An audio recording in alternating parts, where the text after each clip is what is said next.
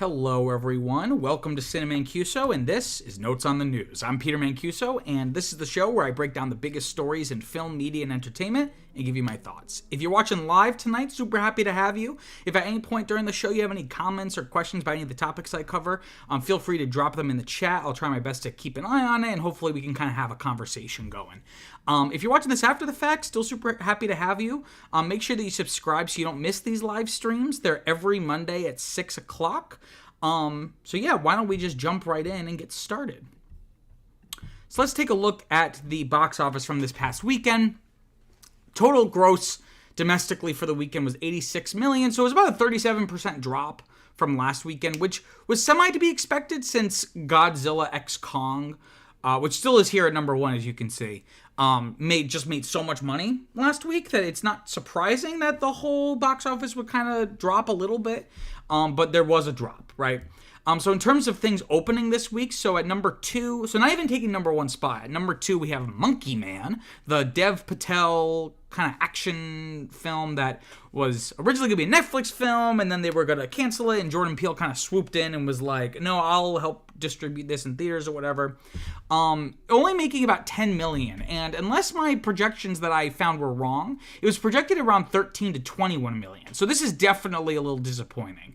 If you're Dev Patel, who's not only in the film, but also is like the director. I believe, from what I read correctly, he basically like conceived of and produced and directed this movie because he was like, I want to be an action star, and I'm not getting cast as an action star, so I'm just going to make my own opportunity, right?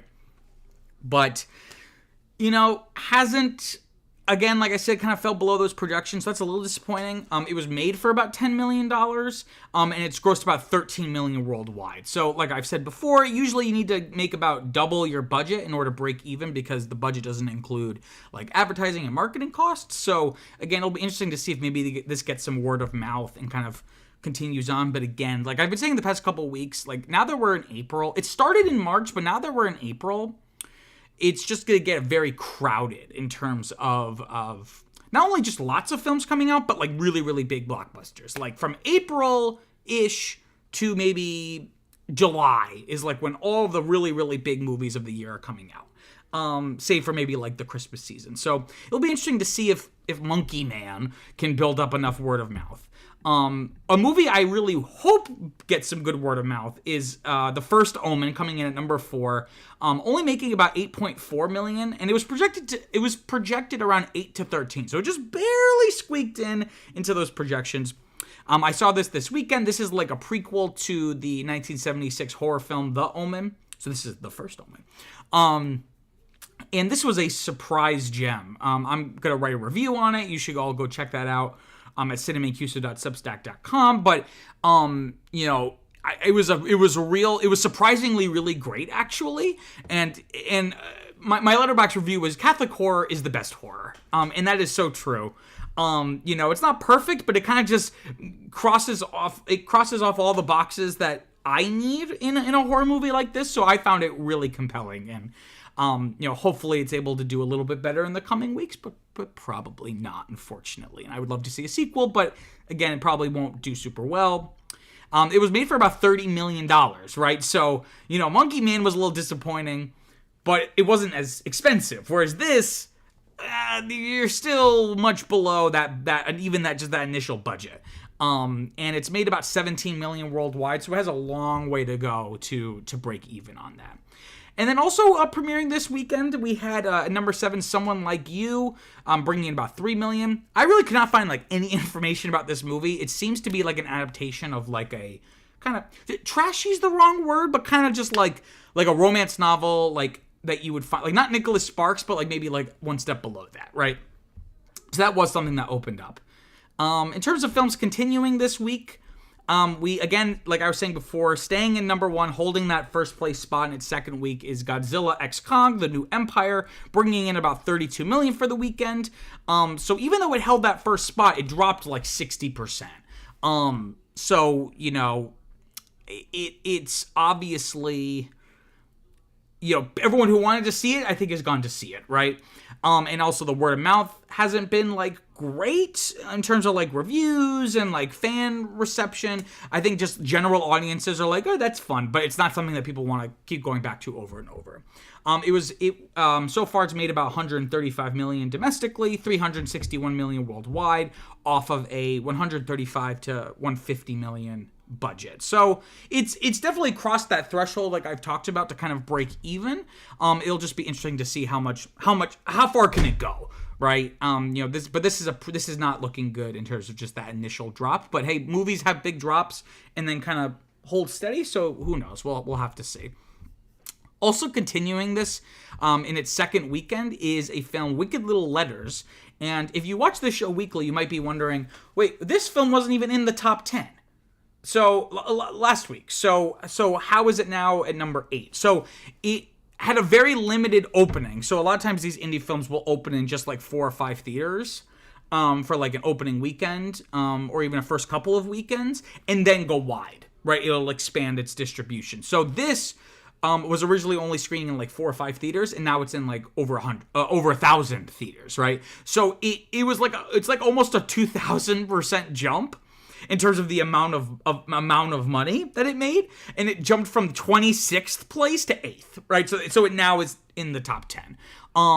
Probably won't stay in the top 10 again, just like we've talked about with all the competition and things like that. So it's made about 1.7 million domestically, but it's made 16 million worldwide. So from my understanding, this has had it's like a British film, so I would imagine that it's had a much longer and wider distribution in like the UK or other markets like that.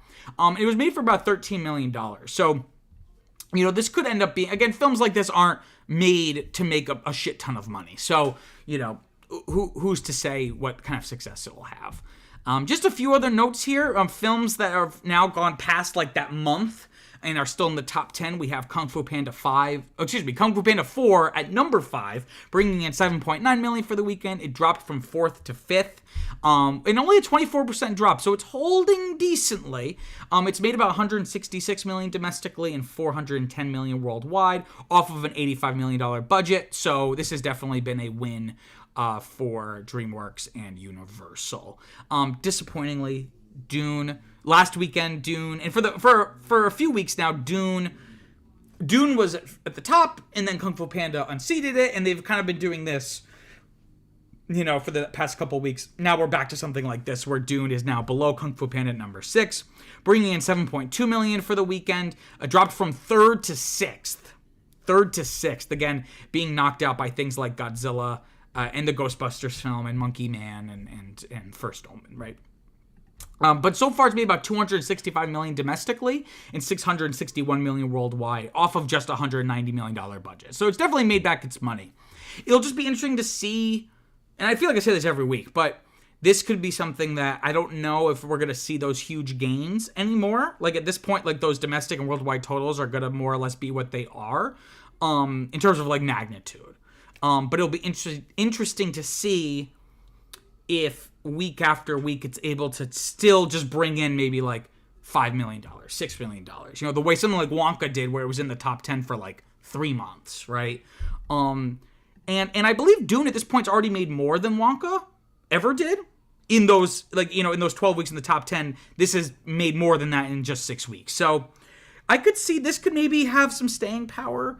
But I don't see it going above 700. Maybe a little bit over 700 million, but certainly not over 750 worldwide. I think I actually just saw that IMAX announced that they're like doing kind of like an extended IMAX run for it, so that'll certainly help with the box office for sure. Okay, why don't we move on to story number 1? Let me just grab a quick drink. Again, if you have any questions or comments about the topic, feel free to drop them in the chat. So Julia Garner, pictured here, is going to be playing the Silver Surfer in the upcoming Fantastic Four film for the MCU. So if you don't know who the Silver Surfer is, he's a Marvel character typically associated with the Fantastic Four. In his kind of background in the comics, and if you notice I said he, and I'll get to that, his background is that he is basically the herald of Galactus. And Galactus is like this giant planet-eating alien monster god creature thing. And basically, Galactus was going to destroy the Silver Surfer's planet, but the Silver Surfer basically made a deal to be like his herald. So he basically goes to the planets that Galactus is about to destroy and basically like say, like, you know, be his herald, so to speak. I'm not sure why Galactus needs a herald. I feel like if you don't want, maybe he just thinks he's so powerful, he doesn't think they could fight back. So he's like, let him know, whatever. But anyway, so that's what the Silver Surfer is. And he's usually associated with the Fantastic Four. The character was portrayed on the big screen in the sequel to the 2004 or 5 Fantastic Four, and Fantastic Four: Rise of the Silver Surfer, which I saw in theaters. I remember as a kid, I went in the summer with a friend of mine, and I remember that the film. This is back when there was like film, like actual film stock, but there was an issue with a bug was on the projector, so like they had to stop the movie for like 30 minutes. And when you're like 10 years old, that's like the longest time ever you're like watching a movie, right? But anyway, I remember not loving it, and I don't think it was very well received. But by default, people consider it the best Fantastic Four movie because it's just the least meh. So you know, take that for what you will. So we have Julia Garner here, and she's now been cast to play the character in the MCU. Garner has had like a really interesting track record in terms of the roles that she's done and the performances that she's turned in. So probably most notably, she was a main character on the Netflix show Ozark, which I only watched like the first episode or so of, but I thought it was phenomenal, and she was phenomenal, and I love her in everything I see Garner in. She was also in 2 of my favorite films that didn't really get a lot of attention. She was in The Assistant, which was kind of exploration of like a Harvey Weinstein-esque kind of office environment. And then she was in a recent film, The Royal Hotel, which I thought was also great. But neither films did very well financially, and it wasn't like they were super, super well-beloved critically either. And her star has been rising, right? So IndieWire notes that she was gonna play Madonna in an upcoming biopic, but I guess that project has kind of fell through. Maybe it's not dead. Maybe it's a kind of in development hell, but that was something that was kind of on the table for some time, and that would actually be a pretty good casting choice. I just don't know if that's kind of the kind of role, but at least in terms of visually, like I think she kind of fits that look.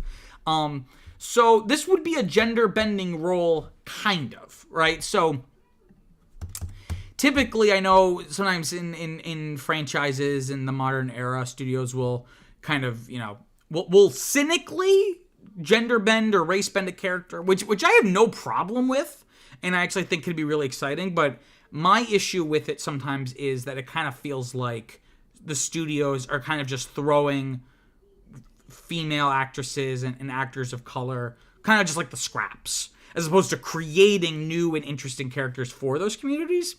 So that's my issue with it, but I know a lot of people have issues just because they're like sexist and racist and what have you. Sorry if that's how you feel, but that's my kind of read on a lot of it, right? This is technically not that, so she's technically playing Shala Bal, which is like a female version of the character. So in the comics, she is a lover of, like, I think the wife, or like the girlfriend's the wrong word, but you know what I mean, like the lover of Norrin Radd, who is like the primary Silver Surfer, and she's also the empress of like their planet, right? So technically they're not gender bending this character. This is technically a character that already exists in the comics. Nevertheless, I'm sure I haven't seen a lot about it, maybe because like people don't care as much about the Silver Surfer the way they do about like other primary like Marvel or DC or any franchise characters, but nevertheless, I'm sure that people complained about it when this news broke. But this casting decision, I think, is interesting because it speaks to Marvel's casting strategies, right? So it kind of started when the MCU started. Like, if you know anything about the origins of the MCU, it was basically, Marvel in the 90s, this is kind of a tangent, but Marvel in the 90s basically was in very dire financial straits. So it essentially sold off the film rights to all of its popular characters to the highest bidder. So that's why you have like Sony got Spider-Man, Universal got like the Hulk, Fox got X-Men and Fantastic Four and all that stuff, right? And in the mid-2000s, Marvel decided, like, why don't we make a cinematic universe of the characters that we still have the film rights to? And that's how the MCU started. But there wasn't a lot of high hopes for it, so that's why you have, like, Jon Favreau, who at that point was just, like, a comedy director, directing Iron Man. And Robert Downey Jr., who at that point had been, like, a washed-up actor in this leading role, right? So the MCU kind of starts, in terms of its casting strategies, with, not the A-list stars. But they then become the A-list stars. And eventually, as the MCU grows, they start attracting bigger names and bigger stars to, even if they're just supporting roles, right? But because of the issues that the MCU has had over the past, like, maybe 5 or 6 years since Endgame and, like, during the pandemic and all of this, and, like, the oversaturation and just people kind of souring on the MCU and, like, that kind of house style, they're kind of having to rein it back in. So you're kind of seeing a return to, like, they got to go with smaller but no less talented actors, right? And IndieWire notes that Garner here is just the latest in a line of actors, quote, plucked from the indie world, end quote, to join the MCU, right? And for the longest time with actors and also directors was the big one. I remember people talking about a lot. This idea that, originally it was like you were leveling up your career. If you had, like, a really, really strong indie film, you could then get plucked in, like, oh, you're going to direct Ant-Man or whatever movie it might be, right? But then it kind of seemed like to be a curse. And a lot of the MCU actors have talked about, like, I made, like, a shit ton of money, but I kind of not regret being in the MCU, but I had to say no to a lot of really interesting projects because I had this, like, 6-movie deal where it was like, I need to make sure I'm available to go do this movie, right? So there was this idea of kind of plucking these promising actors and directors and then putting them into, like, the MCU corporate machine. And it's, not always working out for the best. So hopefully it works out here, but I think the MCU is kind of, and Marvel and Kevin Feige and Disney need to kind of humbled themselves and be like, okay, we gotta really just focus on quality here, and we can't just keep throwing money, like $20 million at for people's salaries, these huge stars, right? And one last kind of thing about this, that some speculate that this casting choice reveals that this Fantastic Four film is in a different continuity than the rest of the MCU. So why would that be? So IGN notes that this version of the character, because the character has been in the comics, but the idea of her being the Silver Surfer originates from Earth X, which was like a I think, comic miniseries for Marvel that took place in an alternate reality, right? This isn't conclusive, and the articles were worded in such a way where I can't tell if she is playing Shala Bal or Shala Bal as the Silver Surfer, right? But theoretically, if that's true, a lot of people have been saying that this movie, this Fantastic Four film should kind of do that. It should be, like, in a separate continuity. So it's just not burdened by, any of the continuity in the MCU that it would then need to, as kind of a prequel, because it's going to take place in the 60s, right? So people are saying, like, okay, well, if Galactus is the primary antagonist, which seems almost certain now that you're looping in Silver Surfer characters, people are like, okay, you have this giant planet-eating monster. You would think that this event from the 60s, people would be talking about it still in the modern era of the MCU, right? So there's a lot of speculation, and this kind of adds fuel to that fire, that the Fantastic Four movie is just going to be, like, in a separate kind of continuity, so it doesn't have to worry about things like that. I think that's a pretty smart move, just almost as, like, a soft reset, but you could still, obviously, because multiverse is, like, a big part of the MCU's current creative strategy, like, you could always loop them in, right? They could always both dimension hop and time travel or whatever, but you could make it work. But I think that would be a really good idea for them to, to kind of make it feel a little bit more distinct. And then because of that, the filmmakers can really lean into the talents of the different actors to make it feel more stylistically unique, so it doesn't fit into that just generic MCU mold. Because I think the Disney is taking the wrong lessons, and they think, like, oh, the issue is we're just releasing too many of these. That's part of that, but a big issue is also just the quality. Like, if you release 10 amazing films in a year, I'm not going to completely, it's oversaturation. No, they're all great. It's oversaturation when it's all just mediocre and generic, or at best okay. I don't want 10 of those, right? So I think if this can kind of be in a separate continuity, it can really lean into the talents of the filmmakers and the cast, now including Julia Garner, to like really make something that feels like an actual person made it. It's not just part of like a corporate machine. Okay, let's move on to story number 2. Let me just grab a drink. Okay. So story number 2 here. The proxy fight is over. So there's been a lot of like little, not even, I wouldn't even call them news bits, but just, like little like, comments Bob Iger would make or Nelson Peltz would make over the past like couple weeks. And I did a video about the proxy battle over a month ago now. So you should go check that out if you want to kind of hear my thoughts about where it was at that point in like, I think late March or early April.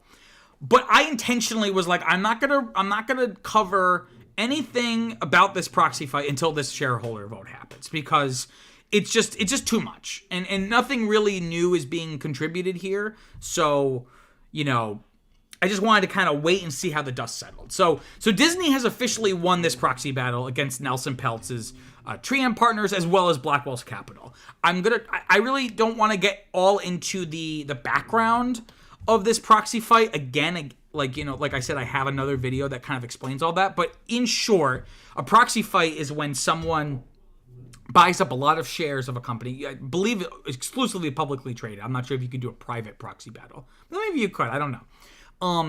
It's when someone buys up enough shares in a company to force a vote, because they want to. They're an activist investor. They want to try to change the direction and the trajectory of a company because it feels like it's being mismanaged in some way. So Nelson Peltz is one of those people. He's like a famous investor, and he's done many proxy battles before, and he felt that Disney was being mismanaged, which was not untrue in certain respects. He had a lot of issues with the content output, the way it was being made, and also just Bob Iger's leadership and direction, and also issues with like succession, because Bob Iger famously chose his successor and then left, and then the successor was doing so poorly that the Disney board brought Bob Iger back in. So there's been a lot of turmoil. So that's kind of like the broadest kind of overview of this battle. So basically, Nelson Peltz wanted to get himself and maybe some other people onto the Disney board so that they could have a lot more sway over the actual business goings on of Disney, right? So leading up to the vote, which happened this past week, I think it was on Wednesday, April 3rd. It wasn't quite sure how the vote was going to go. So the people had different feelings about it. I've mentioned him before, Scott Galloway on the Prof G podcast, who I listen to a lot. His analysis before the vote was the fact that a vote is happening means Disney thinks that they can win. If they didn't see a path to victory, they probably would have worked something out with Peltz without it having to go to a vote, right? For the shareholders to vote. But that being said, though, it seemed like most observers thought that at least one of these board seats would go to some opponent, whether it be Nelson Peltz or a third other proxy fighter, activist kind of investor, Blackwell's Capital. That Disney would lose some kind of power on the board because of this. But leading up to this, Iger, Forbes notes that Iger had made some really important changes, right? Because Nelson Peltz has been talking about this for like a year. But even just specifically in like the last couple of months, some of like the accomplishments that Iger's been able to, kind of do here is, he could tout about $7.5 billion in spending cuts. He signed a really important deal with Charter Communications, like the cable distributor. He's really worked to mitigate streaming losses. He resolved that ownership of Hulu. He bought that the rest of that stake from Comcast. They're going to be investing like $60 billion in the theme parks. They're doing that sports streaming joint venture with Fox and Warner Brothers. They're investing like $1.5 billion in Epic Games. They restored the dividend for shareholders. They've seemed to have more or less resolved the state lawsuits with the Florida government and Ron DeSantis. So there was a lot of kind of cleaning up that Iger's done leading up to this vote. So what was the final vote? So I don't have like the exact numbers here in front of me, but it seems like in general, Iger got about 94% of the vote, whereas Peltz only got 31. So you might be saying, well, wait, 94 plus 31 is not 100. How does that work? I think it's about different board seats, right? So it wasn't like the president where it's like, you have this person or that person, and it's a binary. It's like, will this person be on the board at all? So Iger retained his board seat with a 94% vote, whereas Peltz, only 31% of shareholders wanted him to get a board seat. And from my understanding, this is the biggest proxy loss that Peltz has ever had. Around 75% of shareholders voted for Disney's slate of board members, and Peltz couldn't secure a single seat. So these results is really a vote of confidence in Bob Iger. And this is also the most expensive proxy fight ever. Time notes each side spent like tens of millions of dollars. Maybe some of that money could have been spent to increase the wages of people working at the parks who are homeless and sleeping in their cars. But, that's another conversation for another day. So then following this victory, it seemed like it was like all of a sudden this huge onslaught of all these like announcements that Disney made that in other weeks some of them could have been their own stories, but I wanted to include it here because again their announcement feels like a victory lap and kind of being like, okay, you guys, thank you so much for the vote of confidence. Let me reinforce that confidence that you have in me. So Iger announced a bunch of news regarding expansion of the parks in response to Universal Studios like Epic Universe, which I don't know a lot about because I'm not like super into theme parks, but it's like a huge expansion that Universal Studios is doing.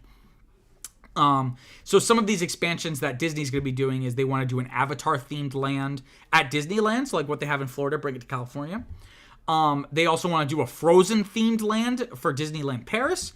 They're doing a huge expansion in Magic Kingdom in Frontierland called Beyond Big Thunder. So like that area around Big Thunder Mountain. It's going to be the biggest Disney World expansion ever. So one of those things is, famously they're reskinning Splash Mountain to be a Princess and the Frog ride called Tiana's Bayou Adventure. And they showed some footage of the animatronics. And this is just like absurd how far the technology has come since the 60s when they first developed this with like Walt Disney and the World's Fair in Queens, New York, which I live about 20 minutes away from, the ruins of the World's Fair from the 1964 World's Fair. But these animatronics are stunning. And just in terms of like the personality and facial expressions they're able to, what's the word? Portray, right? And from my understanding, like they're using animation software to like program the animatronics. So like they'll use animation software to kind of code like the facial expressions and movement, which just gives you a lot more, of an artist's touch. So that's really exciting stuff. So again, that really does feel like and they've been showing off these animatronics, but like an extended video was released, again, like right after the shareholder vote, like the next day. So again, none of this feels like an accident. Another announcement is that, and I predicted this, so I want credit. Last week I did a video about Hulu now being directly integrated into Disney Plus. So it's not just like a bundle, like where you get the two services. You can now access your Hulu content through Disney Plus. And I said Disney would be really dumb not to do this with ESPN, because the ESPN Plus is like a separate streaming service. They announced they're doing that. The ESPN will now be added directly into Disney Plus, much like Hulu.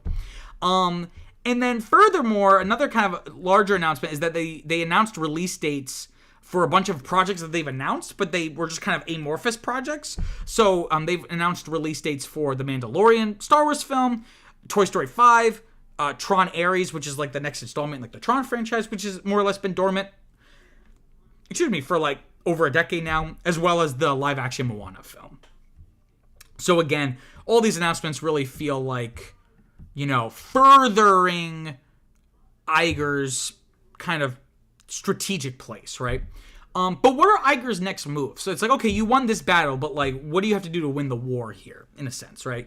In a sense, this battle, even though Disney won, the battle has made Disney better, right? I'm sure Iger would still have those pressures to like try to turn the company around once he returned in, I think it was like November of 2022. He still would have probably felt those pressures, but the explicit, like very, very present tensions and direct kind of hostilities from someone like Peltz really forced Disney's hand, right? And it's been successful in that, the stock price is up over 30% year to date since the beginning of the year. And it's up 50% from a low period that it had in October, right? So, consequently, Peltz has made roughly $1 billion in gains on his Disney stock, right? So more or less, so again, even though Disney won this battle, it was good for Disney to have gone through the battle, in a sense, right? At least if you just look at the numbers here. But in the same time, Iger created a lot of the problems that Disney was having in the first place. Again, the content strategy, the choosing of his successor that did not work out. And the LA Times even ran a column titled "Disney Needs Fixing, but Peltz was the wrong repairman," end quote. So this idea that, Peltz, like Disney needed to be fixed. Peltz maybe wasn't the person, he didn't necessarily have the answer, but he was right in the sense that there needed to be an answer, that there was a problem that needed to be corrected or answered for, right? And Peltz is basically more, hinted is the wrong word. He's basically said explicitly, he could mount a comeback proxy fight if the company continues to falter. Because again, he still owns all this stock, so he still has that power. So he's basically like, okay, I'll read the room. People clearly have confidence in Iger, but if they start to stumble, we're going to revisit this. So the biggest thing here, because it seems like they're at least more or less curbing a lot of those problems, but the biggest still kind of thing up in the air is the succession plan, right? Who is going to succeed Bob Iger? So Bob Iger has been in charge of this company. I feel like after Walt Disney, has been in charge of this company the longest, even though now it's like non-consecutive. Because the guy first took control in 2005 and then left like right at the beginning of 2020, like right before the pandemic. So in Bob Chapek's defense, Bob Chapek being the successor, in his defense, it couldn't have been a worse time for a CEO, for a executive transition, right before the pandemic. But there was also lots of other missteps that Chapek made or whatever. But Bob Iger has been here for a very long time, and there's this concern like, can Disney be successful in the way it wants to be successful right now without Iger? The succession was bungled last time. From my understanding, from what I've read, there were a lot of, in the years leading up to 2020, like maybe like 2016, 2018, there were many kind of ideal candidates at Disney that ended up being passed over, and then they left kind of because like they had been passed over. And then, of course, like I said, Chapek ended up being a disaster. So who could succeed Iger? Well, it seems like there are 4 major candidates that are kind of in the conversation. There's entertainment division co-chiefs Dana Walden and Alan Bergman. There is the ESPN chairman, Jimmy Pitaro. And then there's Parks division head, Josh D'Amaro. And from what I've read, it seems like Josh D'Amaro is the favorite. He's very popular with fans of the Disney parks. Unlike Chapek, who I believe also held this position of Parks division head, he was not popular. A lot of people did not like the decisions he made as head of the parks. The only thing with Josh D'Amaro is that he's never run a film studio, right? So that would be a learning curve for him. But that being said, Disney, Deadline, and I thought this as well, but Deadline speculates that the board, they may also look outside of Disney. They might make an outside hire. But in terms of people already there, ideally it would be one of these 4 people. Again, bringing someone in from the outside has its benefits, but also has its issues, or can, right? And per Forbes, each candidate is getting executive coaching and working. They're getting executive coaching, and they're also working alongside Iger to learn about less familiar aspects of the business. And we have a quote here from Iger saying, quote, "Not only is it important to choose the right person as Disney's ex-CEO, it's really important to give that person all the opportunity in the world to be successful in the job," end quote. So that kind of feels like him commenting on, we and I did not really prepare Bob Chapek in the way that we should have. So we're basically making sure, okay, these 4 potential candidates, we're making sure, so like Josh D'Amaro has never run a studio. We're going to make sure that he has a better understanding of that. So if he were to be chosen as the next CEO, he's not coming into it blind and trying to learn that on day one. He's already hitting the ground running. So it's going to be very interesting to see what happens, at the House of Mouse. But again, the fact Iger had to come back was good for Disney in the short term, but long term it just raises these questions of like, okay, was it just because Bob Chapek wasn't right, or is there just a fundamental issue here trying to transition? Because Iger the Disney that Iger runs now is different than the Disney Iger inherited. So the question is, was it just Bob Chapek who was uniquely misaligned for the job, or is no one going to be good or suitable for the Disney that Iger is going to pass on to someone else? So again, only time will tell. Okay, let's move on to story number 3. Let me just grab a quick drink.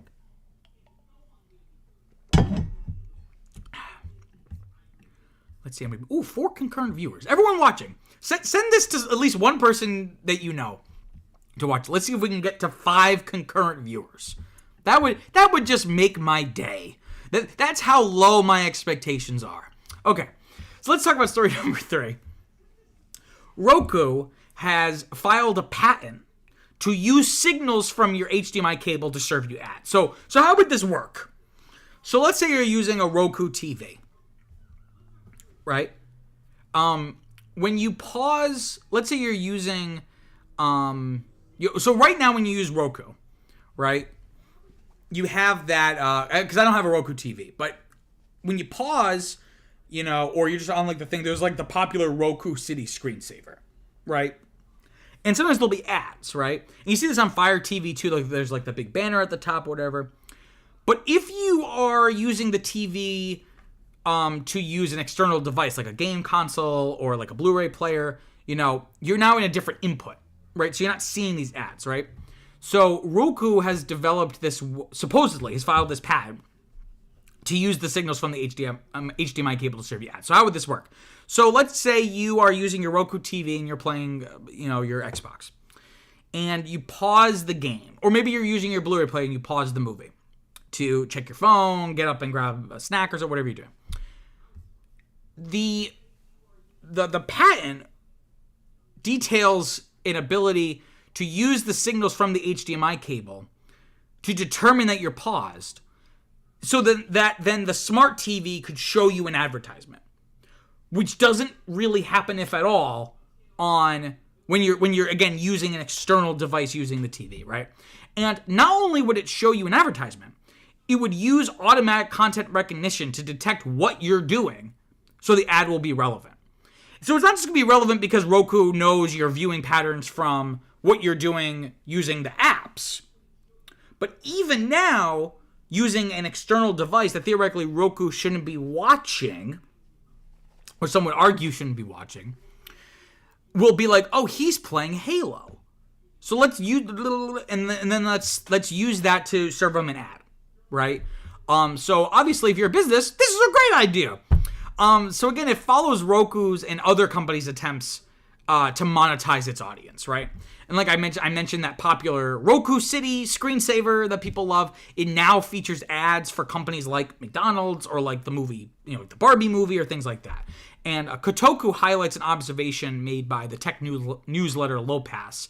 And the quote is here, quote, Roku finds this idle time in its screensaver so valuable that it forbids app developers from overriding the screensaver with their own, end quote. So Roku understands how important this ad space is, that, Netflix isn't allowed to override the Roku screensaver, and again, like I said, up to this point, using an external device on Roku TV bypasses this opportunity. That's now less time that Roku has the chance to show you ads, right? Again, Amazon recently started, is another example of this with their Fire TVs. They've always had like the banner on the Fire TV homepage, but now trailers basically automatically play. I believe you can go to the settings and turn it off, but again, that's like an extra step. So most people just leave it on. And this whole move is this is not like groundbreaking stuff here, but it further illustrates that that we are in an attention economy, right? And this is nothing new. It's basically been like this probably for at least the past 10 years, if not maybe like the past 15 years. The idea that, when you use these services for cheap or for free, namely social media is like the big one. Facebook is not the product. Facebook is not a company that creates the product Facebook and you're the customer. Facebook creates the opportunity for companies to advertise. and you are the product. You using Facebook are the product. Facebook is just the app Facebook, the website Facebook is just the excuse to make the product, you, more valuable. So this is incredibly important. We've talked about this many times in this channel. You can find my past videos on it about how streaming is pivoting to ad-based, or at least having ad tiers as like cheaper options. That's proving very lucrative because it's valuable. These companies are trying to find ways to not only get your attention, just to get something in front of you. Just so they can get even have you even know about a product. Get that awareness out there for their product. So this move is just further kind of enforcing that idea that, the ads really are the future, which obviously people are not happy about, right? Personally, this idea on its face, I personally don't mind, because I don't have a Roku TV. But even if I did, I wouldn't mind this as much, as long as they're just static images, because it's just annoying on YouTube. Because again, what makes YouTube able to be free are the ads. So it's annoying. I mean, I don't mind. Ultimately, it helps keep my experience free. But it's annoying when you have an ad or two, or sometimes three, and sometimes they're unskippable before the video you want to watch. Maybe before you watch this video, there was an ad, right? And then maybe couldn't skip it, and it was annoying or whatever, right? But if these presumably are just static images, so like the HDMI cable will somehow, the TV will be able to detect that you're paused, and it'll just kind of like fade into an image. That I don't mind, because it's pretty unintrusive. There's questions, just people in general on principle don't like the idea of companies using, their data to try to sell you stuff, and not only sell you stuff, but like really target specific advertisements to you. But I feel like we've already lost that battle as a society. That's just the way it is and how it's gonna be. So as long as these are just static images, I actually don't mind. And furthermore, things like this theoretically keep costs low for the consumer. Like I talked about with streaming, they're able to have cheaper tiers because they're making up that money. Not only making up that money, but sometimes making even a little bit more from the advertising. So a lot of the streaming services, they probably actually make more money from the cheaper ad tiers, because the money they make up for it with the ads and then some, right? So ads in general, like I talked about YouTube, ads keep experiences cheap or free. And that's important for things like Roku and YouTube, because they need as many people using the product as possible. So you want to keep it free, and this is how you could keep it free in order to get as many people as possible to see these ads. And The Verge notes that some streaming players can be purchased for under $30 today, right? They're not always the best, but they do exist, right? How are they so cheap? Because they know they're going to make up the money on the other end of things, right? And again, having an ad-based thing, by definition, that if you're serving a product that has ads, you can also then sell the more expensive version without the ads, right? You could sell a more expensive TV without these ads. But again, does anyone really care that much? Would they be willing to pay an extra like $40 for the ad-free Roku TV? I don't know. And again, as long as it's not like linear, unskippable video ads, I personally wouldn't mind this all that much. Okay, let's move on to story number 4 here. Okay. So, the workers at New York's Cinema Village Theater in Greenwich Village, I think it's like on 8th Street and like 5th or 6th Avenue, like over like kind of in Greenwich Village, but like closer to the West Village. The workers at this theater are trying to unionize with United Auto Workers, which I guess is not just for auto workers. It's expanded a lot to cover many different kinds of workers. So I was initially confused. Like, why are you trying to unionize with the auto workers? So the workers there have petitioned for a union election with the National Labor Relations Board, and 9 out of the affected 10 full-time and part-time employees have signed union cards. These employees include people working in projection, at the box office, and in concessions, right? So 9 out of 10. So if it comes to a vote, it seems pretty likely that they're going to achieve unionization. The concerns that the workers cite There's a few here, so they cite lack of raises, a dearth of healthcare options. They don't really receive overtime. They don't get a lot of PTO, and they also mention some dangerous working conditions. So you might say, what kind of dangerous working conditions could be at a movie theater? Well, they mentioned there's mold in some of the walls. Sometimes there are issues with getting burns caused by the equipment, as well as like electrical shocks, I guess, presumably from the equipment, right? So this kind of development follows successful union drives at other small art or specialty New York City theaters. So in the past year or so, I believe, you've seen unionization at theaters like Film Forum, at Anthology Film Archives, both of Alamo Drafthouse's New York City locations. Just recently, the Nighthawk Cinema in Prospect Park unionized, or is trying to unionize. And I did not know this because, again, all these are smaller theaters, with the exception of Alamo Drafthouse, that is a national chain. But apparently UAW Local 2179 has represented employees at 6 AMC locations in the city for 20 years. So this is not some radical new idea, I guess. Cinema Village is a very historic New York City theater. It opened in 1963. It's the oldest continuously operating movie theater in Greenwich Village. And it's one of the oldest art theaters in the city. So it really serves that niche, especially for, the Village, which is, it's kind of become a stereotype of the very artsy-fartsy. I don't think I ever went, because I went to NYU, so I lived in the Village for about 4 years, I think, right? But not quite, maybe 2 or 3 years. But I don't think I ever went to Cinema Village. But I almost did once. Not that it really matters. So I'm just gonna keep moving on. But it's one of those smaller theaters that only maybe has a few screens there, and it's really, I'm at all movie theaters are struggling, so I would imagine that this is struggling as well. And the owner of the theater, Nicolo, that's a great name, basically says as much, and he's expressed surprise by the unionization effort.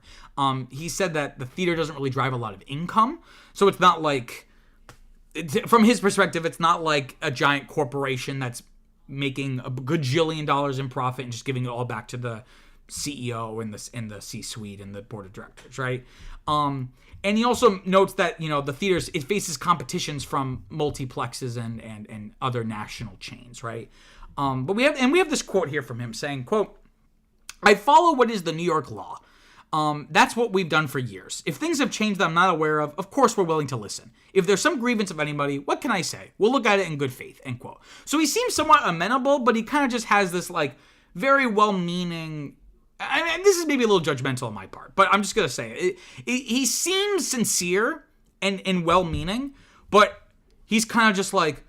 But I think he just has a misunderstanding of the purpose of unions, right?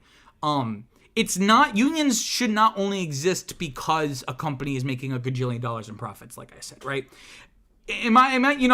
This is my bias, and I think that you can't be unbiased when reporting news, though I wouldn't really say I'm a reporter either. This is very much an opinion thing, but I think it's important for you to understand my biases, so at least you can then kind of filter what I'm saying through that lens, right? I'm very pro-union, right?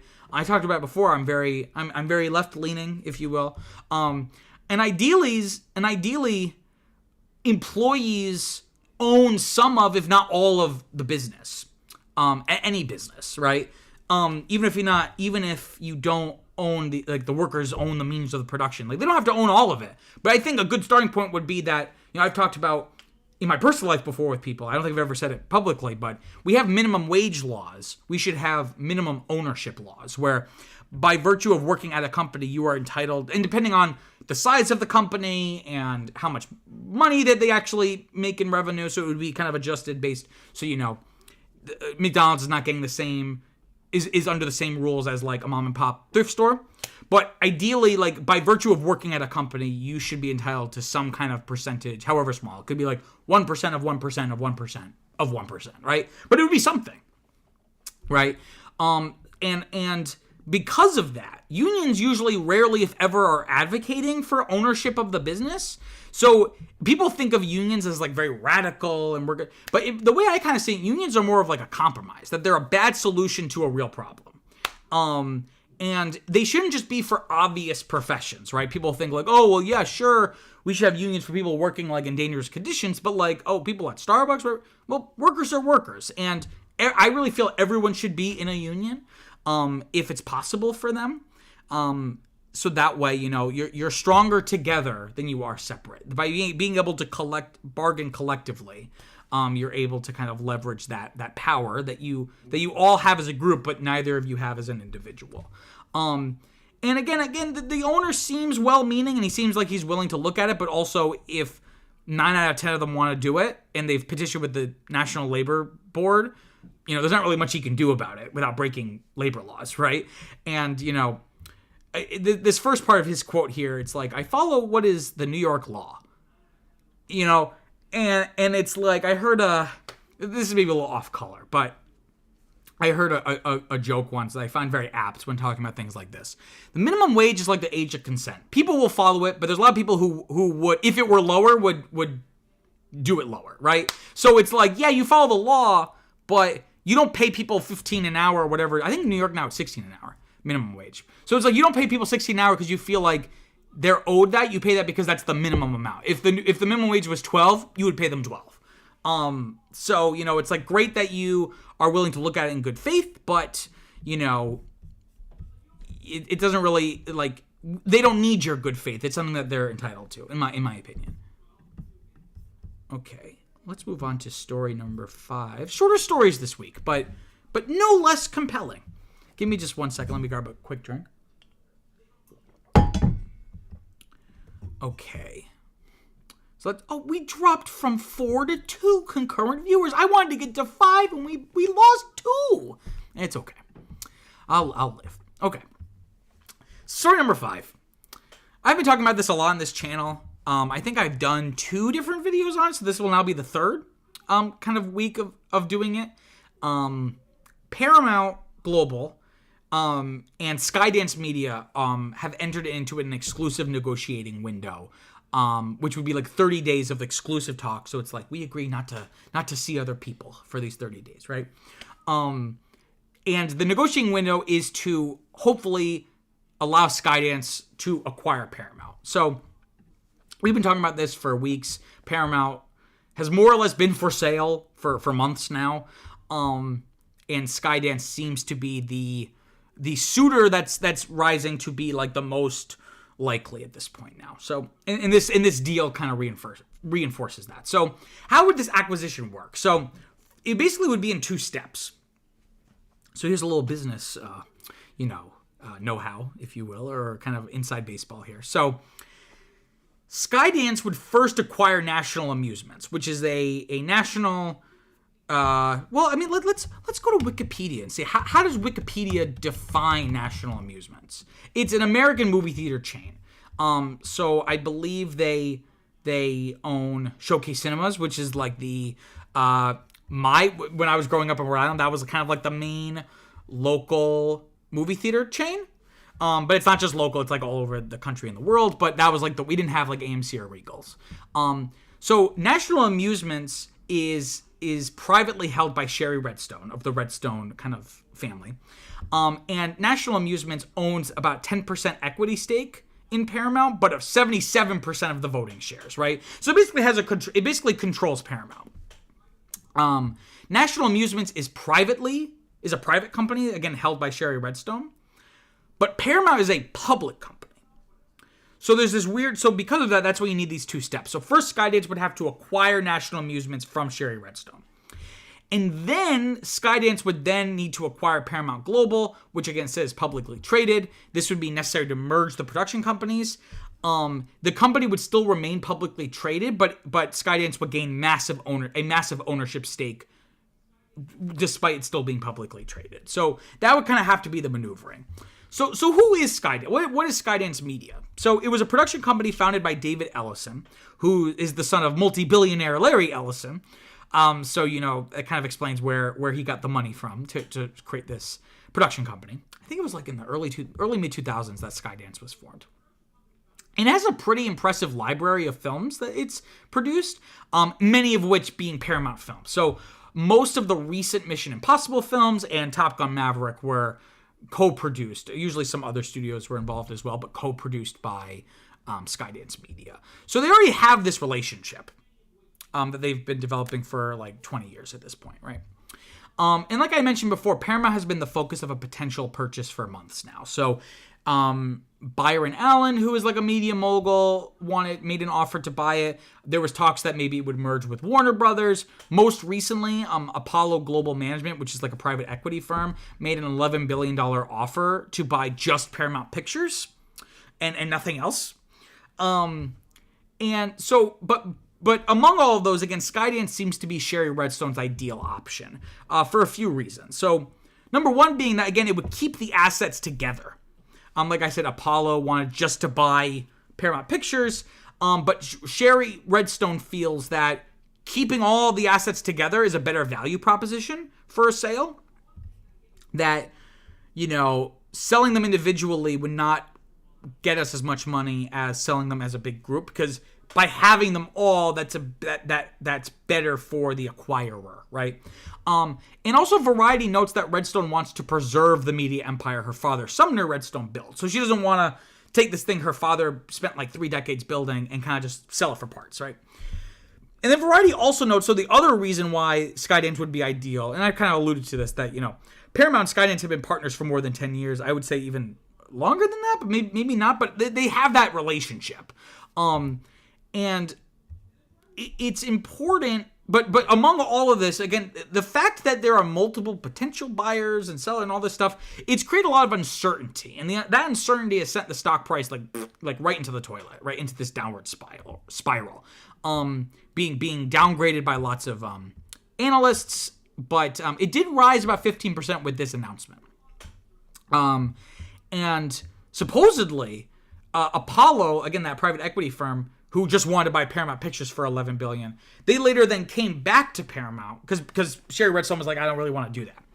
Apollo apparently came back and offered $27 billion for the whole thing, but that deal was rejected. So you have to wonder, okay, what is it about the Skydance deal that's better than the $27 billion deal that Apollo made? Because it can't be, from what I've read, Apollo, again, is a private equity.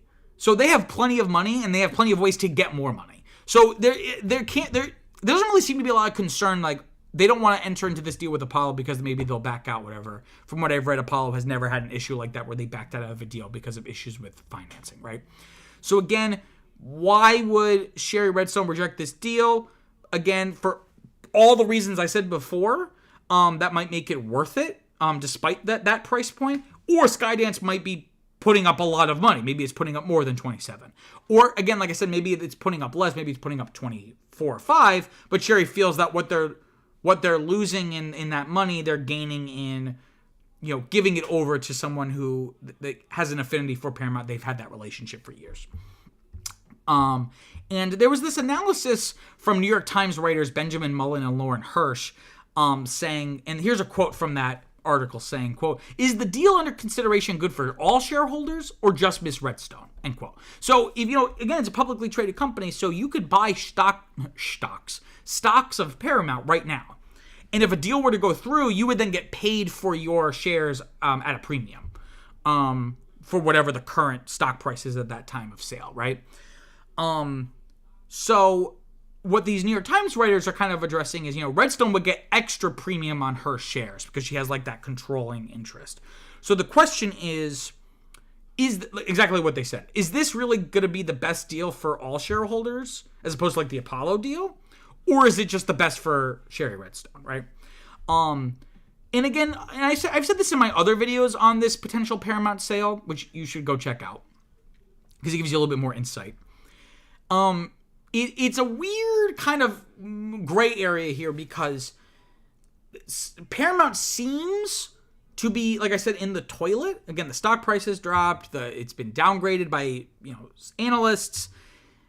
But all of this interest suggests to me, at least, that Paramount has, at least these parties feel Paramount has great potential. That it is being undervalued or it has been managed in such a way to decrease its value, but there's opportunity to make those gains back. Because again, Paramount, it's one of the OG movie studios. It has like a century of history, and it has, a history of really strong, artsy is the wrong word, but like just really strong filmmaking. Like The Godfather came out of Paramount during that era in like the late 60s, early 70s.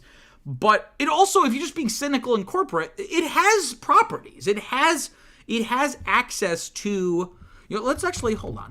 Let's go to, I'm going to look at last year's box office, 2023. I'm going to let's see which of these, if any, were Paramount Picture films. Okay, so at number 13 for the year, domestically, in 2023, Mission Impossible. So it has Mission Impossible. It has Transformers. It has the Ninja Turtles. It has Scream.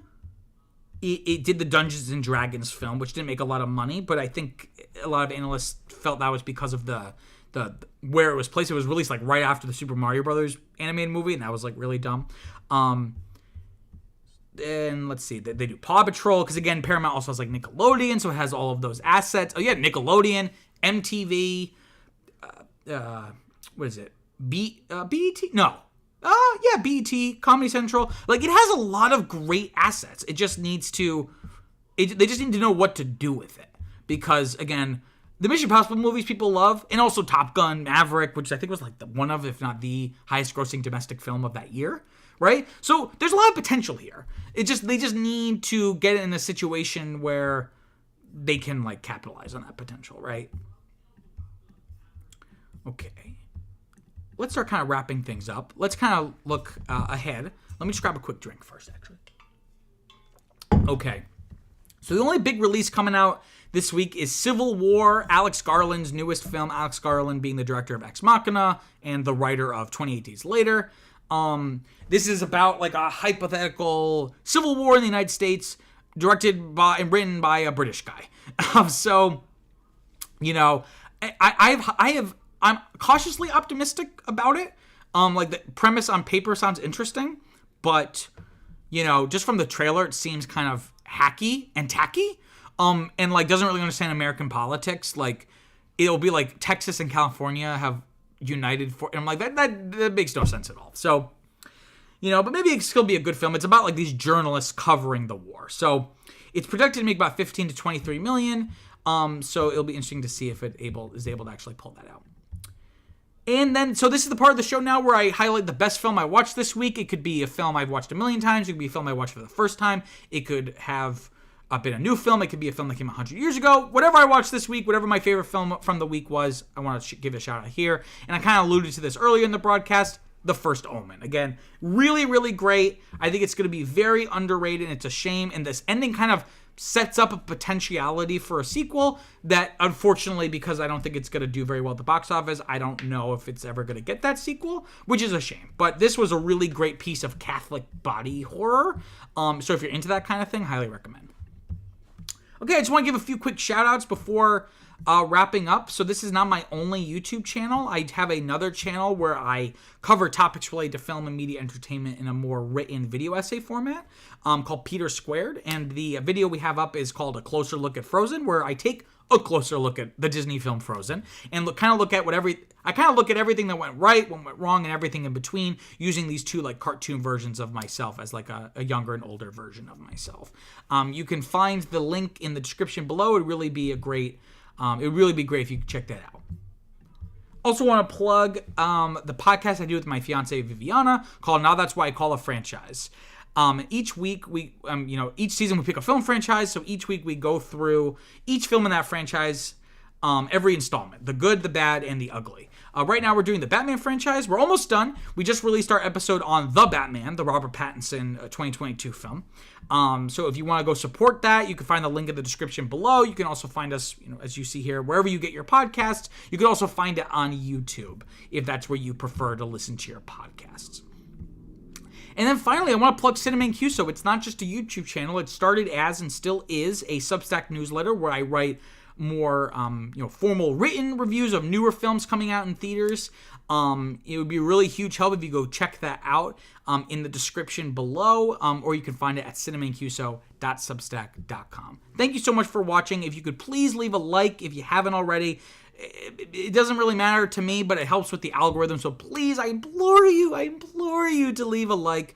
Leave a comment if you have any comments about anything that we talked about. And don't forget to subscribe so you don't miss this show. We go live every Monday at 6 p.m. Eastern Time. That's it for this week. I'm Peter Mancuso. I'll talk to you all next week. Peace out.